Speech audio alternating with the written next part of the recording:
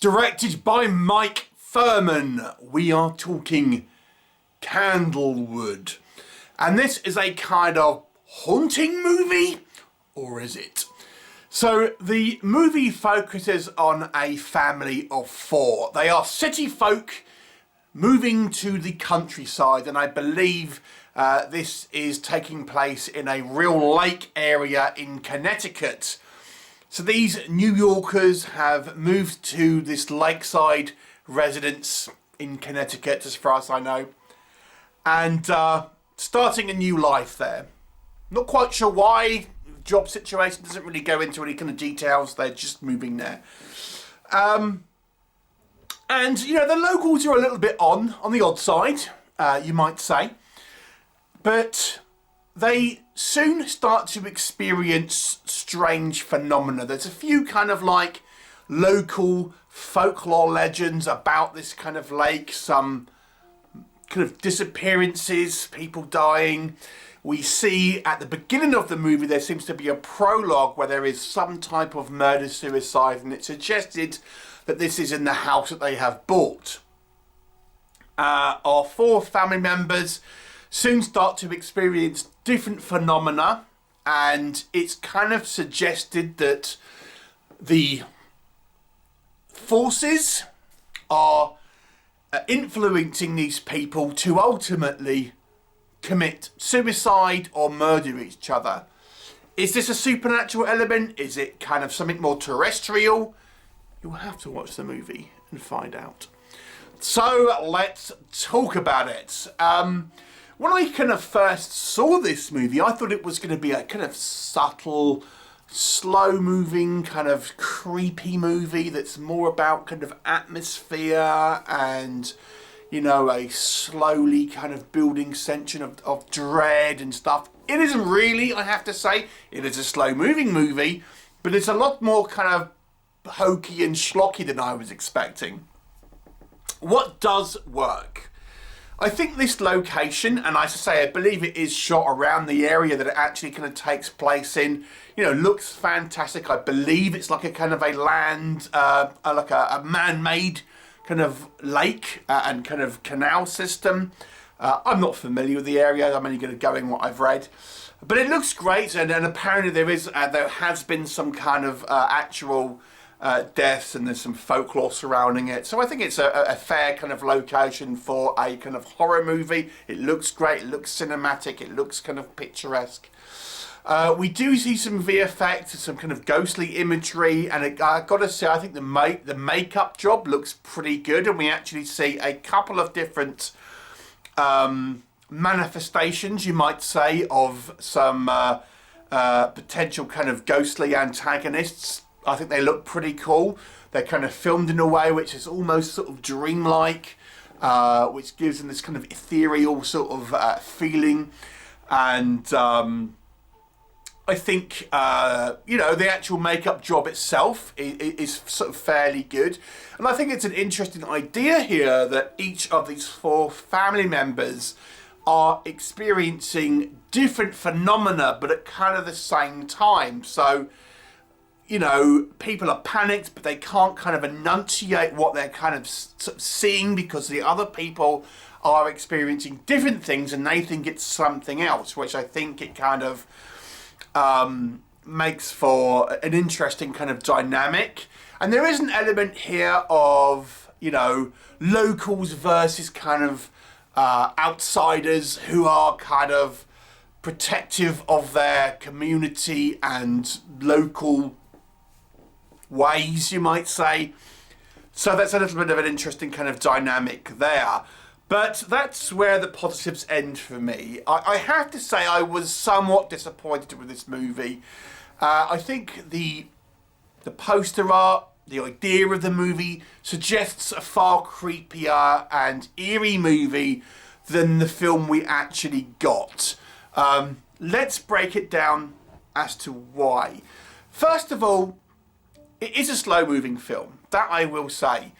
But I don't think it's slow-moving in a compelling way. The movie, I have to say, is actually, unfortunately, a little boring. And I think this is down to a number of reasons.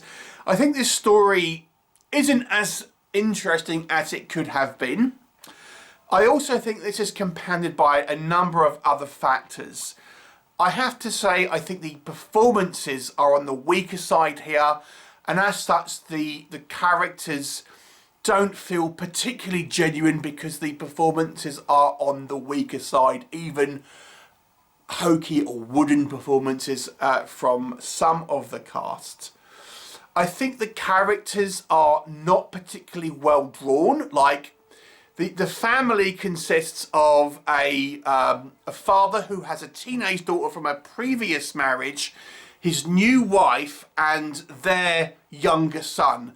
But it's not immediate. They don't kind of do a good job here of establishing this kind of family unit, which is, a kind of, not all related, if that makes sense. It's only until later on when you start hearing how they kind of address each other that you're able to pick that up. But I don't think the dynamic here is particularly well captured. And add to that, I think some of these characters are, I'm presuming, made to be deliberately unlikable. But oh boy, I mean, if that is the case, have they succeeded? The teenage daughter is like the most stereotypical kind of Gen Z annoying teen you can possibly imagine. So she's completely unsympathetic, bratty, entitled, selfish, very, very an unlikable character, and that's only scratching the surface. But even the kind of like the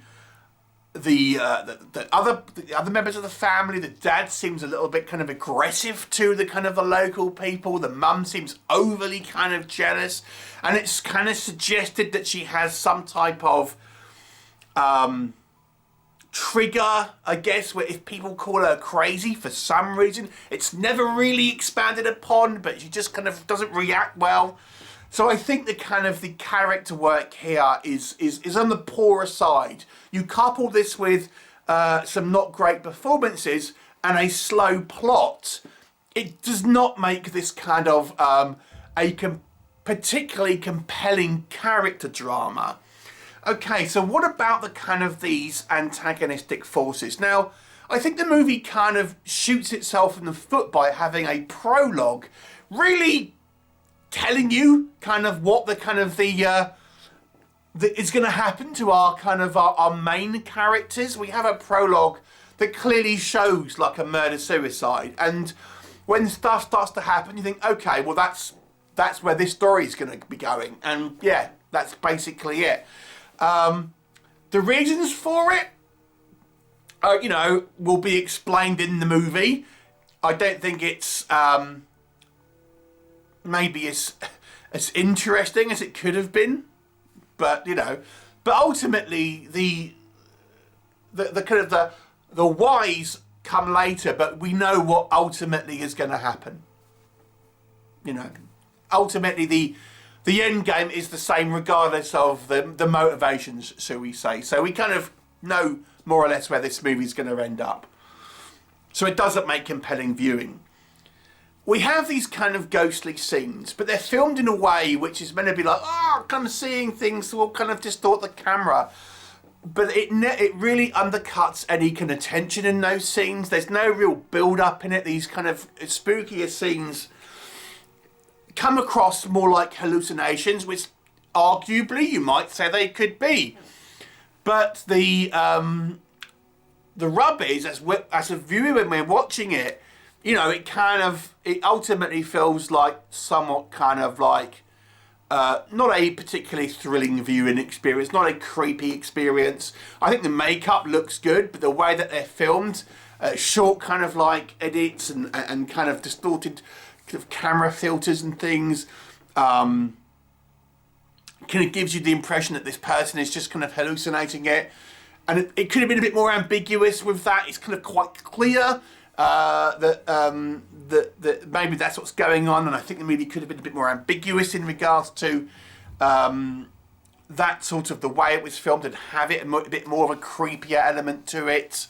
When it's all said and done, and you kind of ultimately you kind of gather what's happened here, it's like, oh, well, you know, I guess that was a little bit of subverting your expectations, but is it particularly kind of interesting?